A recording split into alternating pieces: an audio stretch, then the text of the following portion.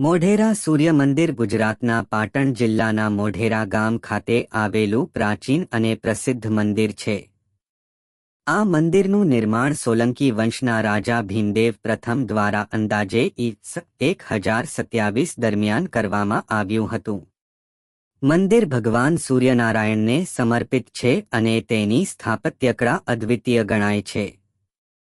મંદિર 3 મુખ્ય ભાગોમાં વહેંચાયેલું છે: સૂર્યકુંડ, રામકુંડ, સભામંડપ અને ગર્ભગૃહ. સૂર્યકુંડની આસપાસ સુંદર નકશીકામવાળી નાની દેવાળીઓ આવેલી છે. વિશેષતા એ છે કે વર્ષના નિશ્ચિત સમયમાં સૂર્યકિરણો સીધા ગર્ભગૃહમાં પ્રવેશ કરે એવી રીતે મંદિરનું નિર્માણ કરવામાં આવ્યું છે, જે પ્રાચીન વૈજ્ઞાનિક અને જ્યોતિષ જ્ઞાન દર્શાવે છે.